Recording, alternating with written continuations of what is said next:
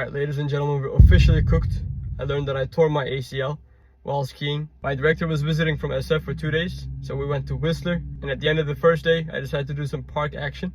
And on my last jump, I did those stupid splits and landed awkwardly. I think my knee was bent inwards when I was falling. And the thing that got me is I tried to stay afloat instead of letting myself fall, which I think increased the pressure on my knees. I didn't hear no pop, but I was just unable to get up for 2 minutes. And to make the matters worse, I thought nothing happened. My director asked me if I wanted to call ski patrol. I said no, and skied all the way down with one leg, sometimes just touching that other leg, which definitely made the matters worse, and could have torn my other ACL too. Thank God that didn't happen. And as cherry on the top, I also booked an Airbnb that was 8 minutes of walk.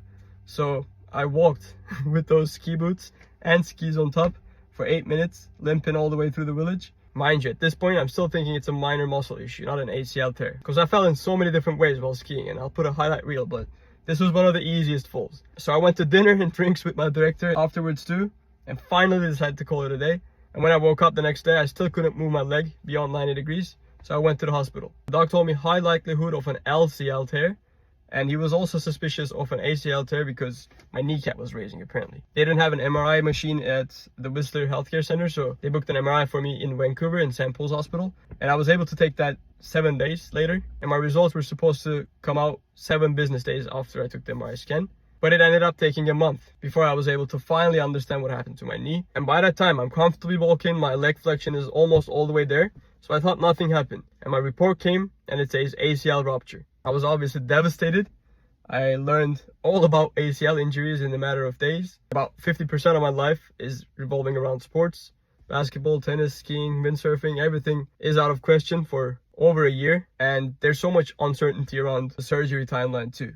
I'm still trying to plan the logistics. I think it's going to happen in Turkey because Canadian healthcare, again, takes about 6 to 12 months to actually book a surgery appointment. And I don't got time to waste. I need to get back to doing what I love as soon as possible. So I'm looking to get the surgery as soon as possible and also do prehab, which I learned is one of the most important things before going to surgery. So we'll be looking at all the options. I think I'm going to go to physio, but also look into an online coaching kind of thing where there's a specialized person in ACL injuries that is looking over my progress. It's such a common injury at this point that almost all physios probably have experience treating it, but I want to see somebody that's specialized in ACL injuries so that we can make the best progress possible. So that's what I'm looking for at the moment. Still a lot of uncertainty and frustration on my mind, obviously, but we'll pull through. We'll get back better and stronger. And if you went through a similar process or you're going through a similar process right now, keep your head up, stay positive.